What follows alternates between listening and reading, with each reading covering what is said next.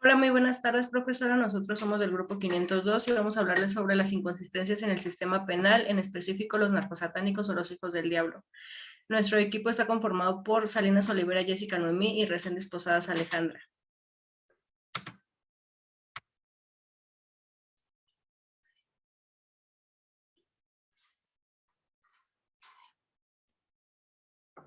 Hola, muy buenas tardes. Nosotros vamos a hablar sobre el caso de los narcosatánicos, donde se realizó una investigación de los sucesos para que así logramos hacer un análisis respecto a las inconsistencias dentro del sistema de justicia penal, cuando el caso fue llevado a juicio. A continuación, mi compañera Alejandra les mencionará algunos de los antecedentes de estos sucesos. Vamos a hablar sobre las dos imágenes más importantes del caso, que fue Constanzo y Sara. Constanzo es el líder y el autor intelectual de toda esta obra de satanismo. Él era cubano, hijos de cubano y un norteamericano. Su madre lo llevó a Texas cuando era muy pequeño y le enseñó el culto de Palo Masovi, que es una religión que creen santos o prendas, como ellos los hacen llamar, para protección cuando se dedican a cosas ilícitas. Desde pequeño lo enseñó a robar y hurtar cosas ajenas para poder mantenerse. En su época de adolescencia empezó a trabajar con diferentes organizaciones de narcotráfico donde hacía trabajos de protección, al igual que la venta y distribución de droga. Cuando fue adulto conoció a Sara. Sara era una persona estudiada, era antropóloga de la Universidad de Texas. A pesar de que era una persona con un largo historial educativo, cayó en las redes del narcotráfico y el cultivo de marihuana, así como su distribución y la religión de Paloma Sobi. Al ingresar a esta religión, Sara se volvió la musa y la principal seguidora del líder que lo llamaban el diablo, porque era la persona que mataba animales de manera sangrienta y cruel, y Sara le dio la idea de empezar a matar humanos para hacer un poquito más creíble o con una mejor protección a sus trabajadores, que eran los narcos. Y también Sara era la principal persona que atraía a todos los jóvenes y personas que asesinaban.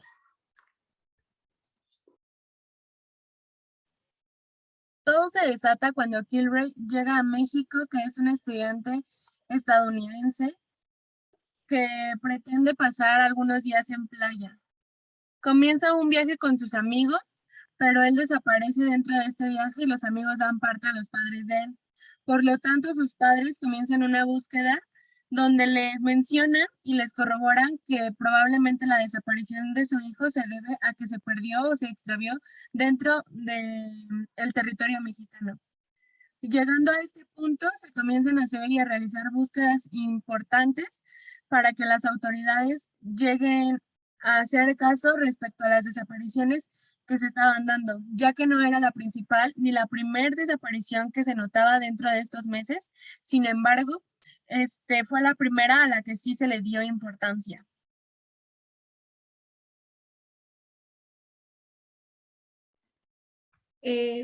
Para el inicio de esta investigación de Cairo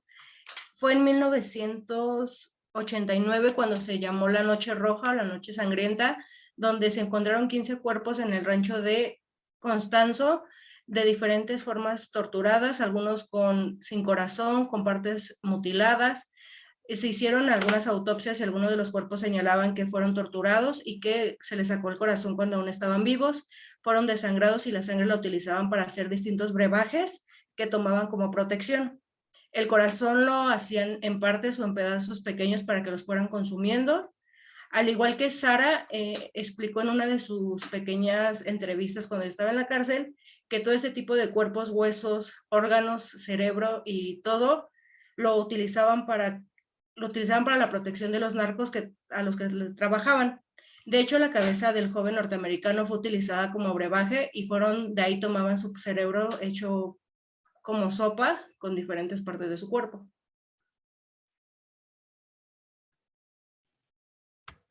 Como conocemos, los sucesos comienzan a darse después de que en un operativo, policías dentro de una camioneta encuentran a dos jóvenes a bordo con una actitud sospechosa y les piden por favor que se orillen para que se les pueda hacer una revisión a su vehículo. Al momento que sucede esto, los jóvenes comienzan a tener una actitud demasiado nerviosa, con mucha desesperación, y los policías al momento de comenzar la revisión se pueden percatar que hay restos de cuerpos dentro del vehículo y por lo tanto comienzan a hacer las investigaciones pertinentes de a quién pertenecen. En estas pequeñas investigaciones que se dieron a conocer de manera muy general, se encuentra que las partes de cuerpo que se habían localizado dentro de este vehículo pertenecían al joven estadounidense y a algunas otras víctimas. Es cuando se comienza una investigación completamente más a fondo. Sin embargo, a pesar de que esto se estaba dando de esta manera, no se había dado parte correspondiente a autoridades de un nivel más alto para que se tuviera la certeza correspondiente. El gobierno norteamericano, al tener la noticia de la desaparición de su joven estudiante, mandó distintos comunicados al gobierno mexicano para la búsqueda y localización de su cuerpo o él en vida. Los padres del joven norteamericano no ofrecían recompensas para que pudieran darle señal de vida, aunque esto fue en vano. Fue el primer detenido, que fue Álvaro de León el Dubi, que era uno de los seguidores de Constanzo, dijo que él había reconocido al joven, ya que le mostraron una fotografía, y dijo que había sido torturado y mutilado de diferentes formas y utilizado su cerebro como brebaje, como ya lo mencionamos, al igual que su corazón, y fue entregado a un grupo de narcotraficantes para la protección y no fueran encontrados o detenidos por la policía. En la operación sobre los satánicos abrieron fuego cuando llegaron al rancho, pero esto no sirvió de nada, ya que Constanzo logró escapar y se escondió en un hotel de la ciudad de Texas, en la frontera, junto con Sara, y la amenazaba. Sara, al verse amenazada, alcanzó a llamar a la policía y se comunicó diciendo que la querían asesinar y que la tenían secuestrada. Al llegar los policías al hotel donde se encontraban, a Constanzo le pidió a uno de sus seguidores que lo asesinara para que éste no pudiera ser atrapado y no se viera ninguna de sus religiones obstaculizadas o dañadas, para que sus prendas no se enojaran. Bueno, podemos seguir con la historia diciendo que el operativo, el principal al realizarse, fue aquel en donde se allanó el rancho donde se hacían estos sacrificios y se encontraron 12 víctimas más. Se reconocen después de hacer los exámenes periciales pertinentes y sin embargo se sospecha de que pudieron haber sido más números de víctimas, mayor a 12 de los que fueron reconocidos. Sin embargo, no se hicieron más búsquedas porque los únicos cadáveres que lograron encontrar y los únicos restos que podían haber identificado eran de 12 personas. Nadie sabe si existieron más víctimas o simplemente fue el número que se dio a las autoridades para no alertar a todos los demás ciudadanos.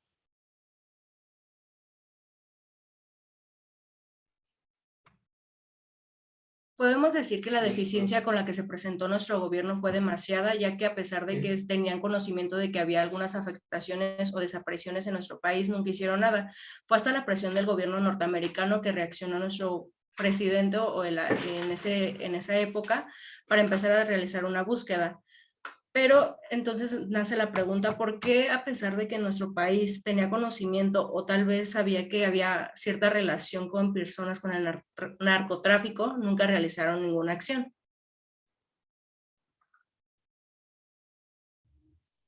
Se tenía entendido que las autoridades lograban realizar acciones correspondientes después de que se les daba la oportunidad de identificarse como desaparecidas a diversas personas. Habían pasado las horas necesarias y los momentos pertinentes que presentaban las familias al presentar la denuncia de la desaparición de sus familiares, no se realizaba la búsqueda correspondiente. Por lo tanto, encontramos que la deficiencia de nuestro gobierno, como ha sido mencionado por mi compañera Alejandra, ha sido deficiente, ya que al momento de la intervención de las autoridades tendría que haber sido inmediata para la localización de las personas y sin embargo no fue así. Después de esto encontramos otra de las inconsistencias, que fue que al momento de realizar las investigaciones periciales pertinentes para encontrar la identificación de los cadáveres, no se quiso realizar a lo mejor una investigación más a fondo, ya que no eran nada más 12 personas las que estaban desaparecidas, sino más, y aunque intentaron excavar por muy general y por muy encima de la tierra dentro del rancho de los narcosatánicos, no se pudieron encontrar los indicios necesarios para que la policía considerara pertinente hacer búsquedas más a fondo. Gracias al caso del joven norteamericano se pudo categorizar como un homicidio o una matanza constante, ya que el gobierno mexicano dijo que solamente habían asesinado al joven norteamericano, que era la persona más importante en ese momento, y las otras 12 víctimas fueron olvidadas, como dijo mi compañera, ya que no se les buscó su familia, no se les dio una identidad, solamente se ingresaron a una fosa común, se les realizaron los estudios correspondientes para identificar que los huesos encontrados pertenecían a un cuerpo humano, pero no se les buscó a la familia ni se les dio una investigación previa. Otra de las inconsistencias que también pudimos observar o localizar fue que a pesar de que Sara era la musa o la acompañante del líder de los narcosatánicos, fue la única que recibió, entre comillas, la justicia o de la justicia, pero fue detenida en el hotel acusada de complicidad y asesinato. Y importantes del caso, aunque el principal líder ya había muerto y los demás participantes fueron dejados en libertad porque pensaban que no estaban en sus 5 sentidos y no tenían la capacidad para enfrentar a las autoridades. El hecho de que se les categorizara a las personas como incapaces de darle frente a la justicia fue porque al momento de realizar algunos exámenes periciales se localizó y se encontró dentro de estos indicios que ellos sufrían o carecían de alguna de sus facultades mentales. Por lo tanto, se consideraban personas que no podían ser procesadas legalmente porque no estaban en sus facultades al momento de realizar todos los actos de violencia y homicidio por los que se les encontraron culpables. Por lo tanto, tanto a Sara como al autor intelectual que tendrían que habérsele impartido justicia principalmente y a quien se le tendrían que haber atribuido todos los delitos, solamente de estos dos fue Sara, como lo había mencionado mi compañera Alejandra, quien pudo ser llevada ante la justicia. Después de que Sara fue detenida, fue juzgada como ya lo mencionamos, de homicidio, fue sentenciada a 65 años. Aproximadamente hace 2 años, Sara pidió que se le diera fin a su sentencia por buen comportamiento, se le dejara la libertad condicional, donde no pudiera salir del país y tuviera una cierta constancia en la firma de documentos mensual o quincenal. El juez no creyó que fuera pertinente, ya que Sara no estaba en sus facultades mentales correctas y podría volver a delinquir o volver a ser una secta como la de los narcosatánicos. Y el país, al verse tan afectado por la constante presión del gobierno norteamericano, no la puede dejar libre, ya que asesinó a una persona que pertenece a otro país y tiene que recibir la justicia correspondiente. A pesar de que en México, después de que se detuvo, se cerró por completamente el caso, se dio carpetazo, se fue a archivo y no se volvió a tocar el tema. Y se realizó una simbolización de paz con el gobierno norteamericano, dictando sentencia a Sara, aunque no haya sido la única involucrada en este caso de los narcosatánicos. Quien llevaba el juicio de Sara ya dentro del penal argumentaba que tenía beneficios como persona imputada y que uno de estos beneficios era la libertad condicional que le permitía y le podía dejar en libertad yendo a firmar como una medida cautelar auxiliar a su sentencia. Sin embargo, como lo menciona mi compañera Alejandra, con la presión que se encuentra dentro del gobierno norteamericano, no se puede dejar en libertad. Y a pesar de esto y a pesar de las inconsistencias y que podríamos observar que el gobierno norteamericano es quien presiona a nuestro gobierno,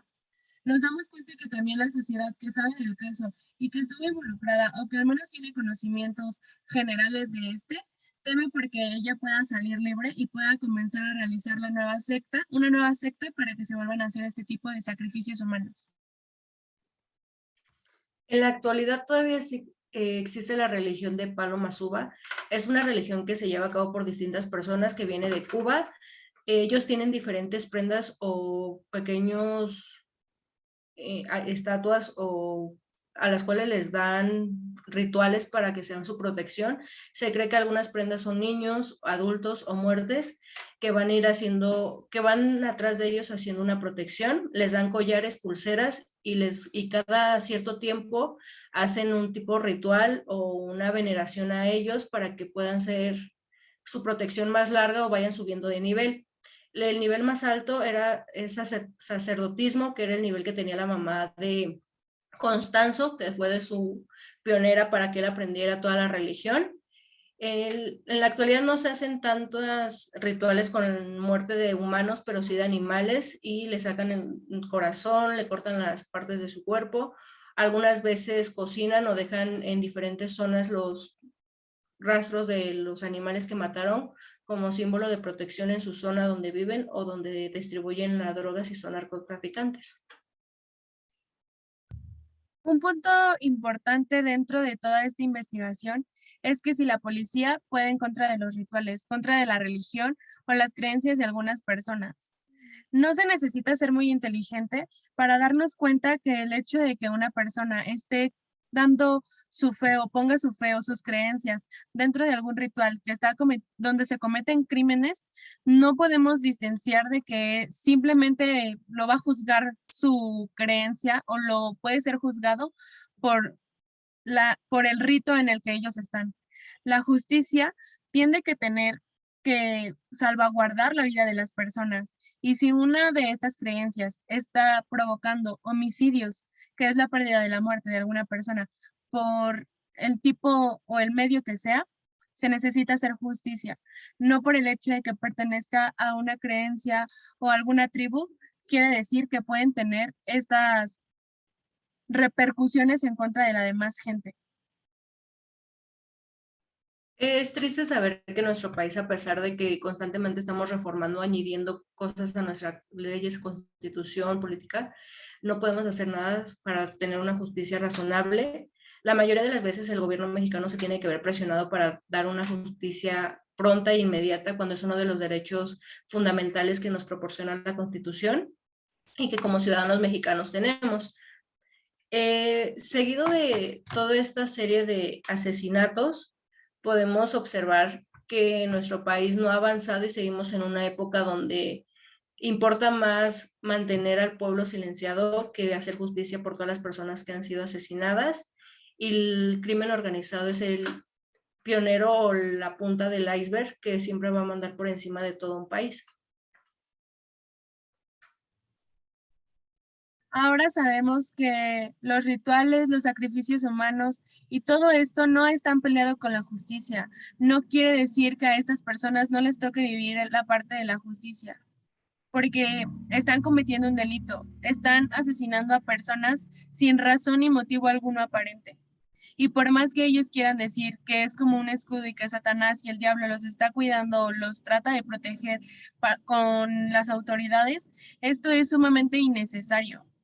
Todos podemos creer y podemos poner nuestra fe en diversas imágenes, en diversas circunstancias, pero no podemos por esta simple razón decir que nosotros tenemos que asesinar y ofrecer a personas como tributo, porque era como los veían, como tributos, ni siquiera los mencionaban o los hacían creer que eran personas. Para ellos siempre fueron tributos, cosa que para las autoridades, a pesar de la ineficacia en la búsqueda que se encontró dentro de las personas desaparecidas, podían hacer notar que el hecho de que se les fuera denominados tributos y no ciudadanos era una parte muy clave de que no estaban bien de sus facultades mentales, pero esto no los eximía de asumir la responsabilidad de lo que estaban haciendo. Aquí surge la pregunta, ¿fue eficaz o ineficaz la justicia que proporcionó nuestro país? A simple vista se puede notar que fue ineficaz, ya que se vieron muchísimas inconsistencias legales. Una de las principales fue que no se mencionaron a los peritos correspondientes para estudiar el área. Nuestro país solamente mandó a la policía para que acordonara el lugar, se pudieran identificar diferentes cuerpos y se les diera una posible identidad al joven norteamericano, aunque en realidad nunca se supo si todo su cuerpo estaba en las fosas que tenían los narcosatánicos en su rancho o solamente por encontrar su cabeza o algunas partes de sus costillas, cadáver o torso, fue como se identificó. En la actualidad, Sara es una persona muy reconocida, no tanto por haber estudiado antropología, que es una de las bases fundamentales de nuestra carrera, sino por ser parte de un culto donde asesinaban de manera cruel y sin piedad a diferentes personas. Y la pregunta que nos surgió o que nos llamó muchísimo la atención es si en verdad a nuestro país le importa más darle justicia o seguir creyendo en religiones a pesar de que se ven constantemente influenciadas en los crímenes.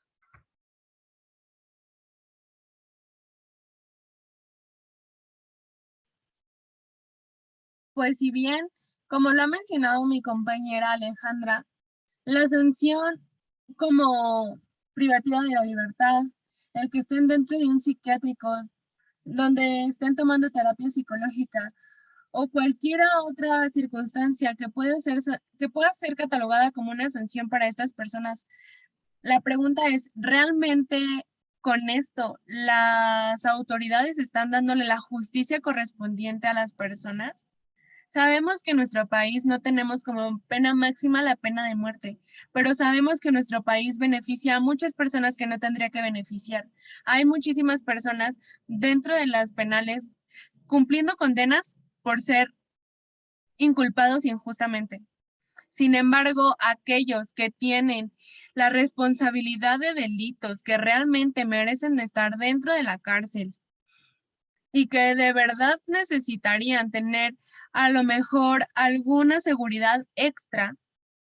simplemente son pasadas de largo, simplemente estas personas no son ni siquiera volteadas a ver, porque las mismas autoridades les tienen miedo. Las mismas autoridades comienzan a poner trabas dentro de sus ejercicios como autoridad. Por lo tanto, nosotros consideramos que la forma en la que terminó el camino o la vida de Constanzo ni siquiera se acerca a la justicia, porque ni siquiera fue para afrontar a un policía y decirle y declararse culpable o que se le demostrara su culpabilidad dentro de estos sucesos. Simplemente dejó que uno de sus seguidores lo matara. No afrontó la justicia. Y el hecho de que Sara esté dentro de un penal no quiere decir que realmente está haciendo valer la justicia, ya que por su buen comportamiento, muchas veces, no es la primera vez, muchas veces se ha pedido que tenga una libertad condicional. Sin embargo, es porque el gobierno norteamericano presiona para que no salga, que sigue dentro. Si no, si fuera por las autoridades, a ellos les conviene a veces, o por lo que se menciona coloquialmente, les conviene más que esté afuera para que no tengan que mantenerla a que esté adentro, cumpliendo una sentencia. Como dice mi compañera Sara, de hecho se burla muchísimo de la autoridad mexicana porque en varias entrevistas que le han realizado le preguntan si en verdad ya olvidó a Constanzo o siquiera lo recuerda. Y ella menciona que muchas veces imagina que aún está con él y están realizando diferentes cultos o diferentes sacrificios humanos. Y en una de las preguntas que Sara responde, dice que a veces imagina olvidar a Constanzo, pero nunca lo va a poder hacer porque fue su gran amor y aparte fue una persona que le enseñó bastante, aunque en realidad, a pesar de que Sara había estudiado antropología y tenía las bases suficientes para reconocer cuando algo estaba mal o no, no los tomó en cuenta y solamente se basó en la religión que Constanzo le presentó. Después de que Sara da todo este tipo de entrevistas a todos los periodistas, se puede notar que no tiene una estabilidad mental ni emocional, porque sigue imaginando que está en su vida con Constanzo en el rancho asesinando personas y que todo lo hacen por un bien, por una protección, para cuidar a otras personas y que solamente ellos daban lo que el diablo les decía. Por eso también eran llamados los hijos del diablo o el padre del diablo, porque Constanzo era la viva imagen del diablo, ella lo menciona así, porque era la única persona que en verdad les podía ofrecer protección a todos los seres humanos, aunque esta protección los llevara a asesinar a otras personas sin piedad. Aunque a Sara la sanción que le dieron fue la privacidad de la libertad, recibe terapia psicológica y acude al psiquiatra constantemente, pero esto no sirve de nada, ya que Sara, como lo mencionamos, sigue en su constante alucinación de que ve a Constanzo y no tienen ninguna eficacia los tratamientos. Y para la sociedad o para los médicos que la tratan, solamente es una persona que necesita servicio médico para cubrir uno de los derechos que tiene como una reclusa o una interna de un centro penitenciario, pero en realidad no buscan su recuperación o su estabilidad emocional para ofrecerle una posible salida mejor para que cuando salga a la libertad no sea un peligro para la sociedad.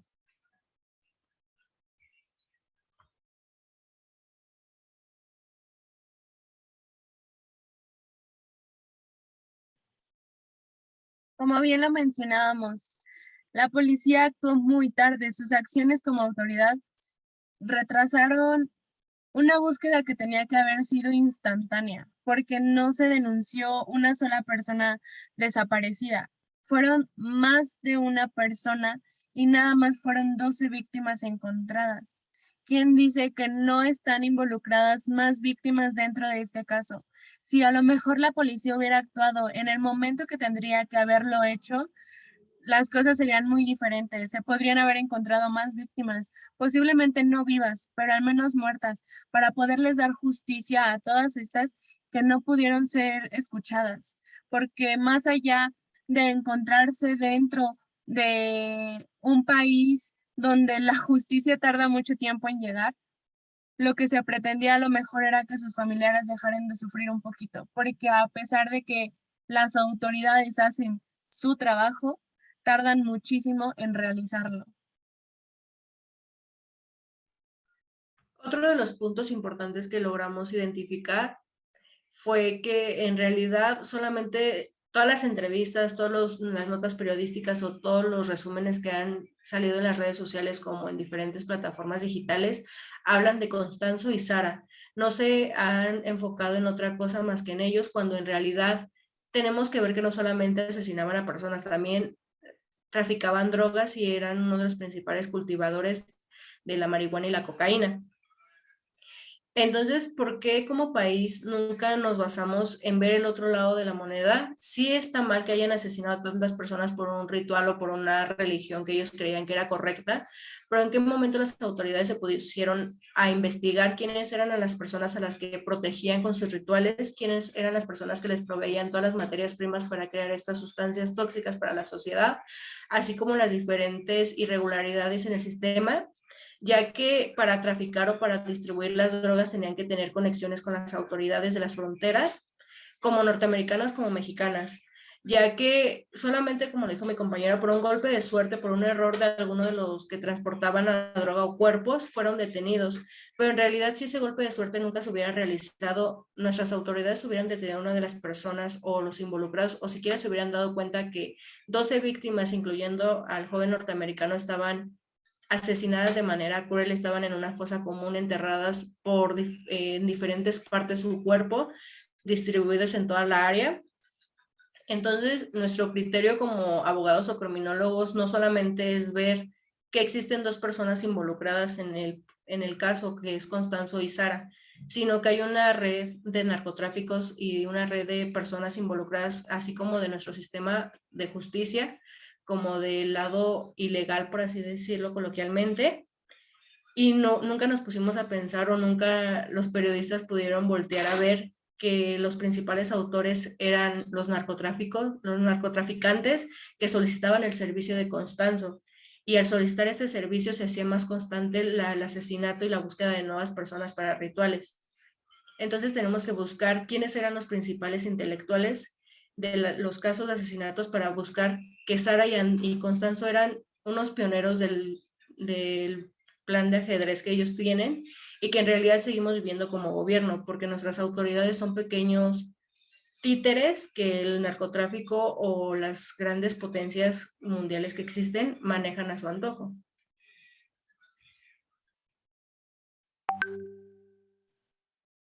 Muy bien, antes de concluir nuestra presentación, es importante mencionar que como abogados tenemos un criterio muy persuasivo a decir qué delitos se cometieron. Y como lo mencionaba mi compañera Alejandra, no solamente fue homicidio, sino también narcotráfico. No nada más fue violencia, sino fueron agresiones y lesiones sumamente impactantes dentro de la forma en la que sacrificaban a las personas. Un narcotráfico que se daba no nada más dentro de México, sino con otros países. No podemos enumerar a lo mejor una cantidad de países porque las autoridades no nos permitieron o no permitieron que se hiciera la investigación pertinente para saber a qué cantidad de países o a qué lugares estaba expandido este manejo de droga. Ahora, como bien lo mencionaba mi compañera Alejandra, el hecho de que fueran narcotraficantes no quiere decir que son los únicos y no quiere decir que eran a los únicos que necesitaban esta protección, entre comillas, del diablo para poder realizar sus trabajos, sino que hay una red gigantesca que no se puede terminar de la noche a la mañana, que el gobierno ha intentado y le ha declarado la guerra al narcotráfico y sin embargo, como lo mencioné en algún momento, a veces el mismo gobierno deja de hacer lo que le corresponde hacer porque tiene miedo a las personas que están dentro de toda esta red. Por lo tanto, ¿existe o no existe la justicia dentro de nuestro país? ¿Existen o no existen las autoridades dentro de este?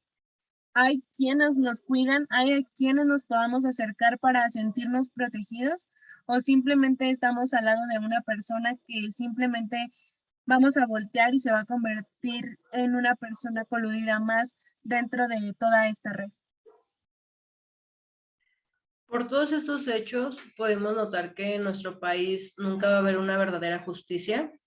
ya que nuestro sistema de justicia penal en todos los sentidos es muy corruptible. Todas las autoridades tienen un precio como la sociedad lo dice, porque de la noche a la mañana no sabemos si va a surgir un nuevo culto, una nueva secta que va a empezar a asesinar a personas, porque no tenemos la suficiente educación o la suficiente calidad de vida para que podamos evitar todo ese tipo de casos, ya que nuestro país sufre una constante pobreza, aunque no sea mencionada en las televisiones o en las plataformas digitales, lo que nos lleva a buscar las salidas más fáciles, que es lo que realizan la mayoría de las personas que se dedican al narcotráfico, donde se gana bastante dinero, aunque se corre bastante riesgo. Constanzo solamente era un eslabón, un pequeño escalón para llegar a la gran red de personas que se encuentran coludidas en todo este sistema. Entonces, la verdadera justicia en el sistema penal es para quien lo puede pagar o para quien en verdad lo busca, porque si le preguntamos a la sociedad si ha recibido la justicia correspondiente por parte de las autoridades o siquiera se le han respetado sus derechos básicos establecidos en la Constitución, nos van a decir que no, porque las autoridades siempre van a pedir lo que coloquialmente conocen como la mochada o dar cierta cantidad de dinero para que no sean arrestados por algo muy básico o algo que se conoce por la mayoría de las personas. Entonces, si una persona te puede detener por algo tan simple, obviamente una persona que se dedica al narcotráfico nunca va a ser detenida porque es la persona que más ingresa dinero a nuestra economía y lo cual nos puede, entre comillas, mantener a flote porque así lo ha hecho ver el gobierno mexicano alrededor de sus sexenios que se han conocido.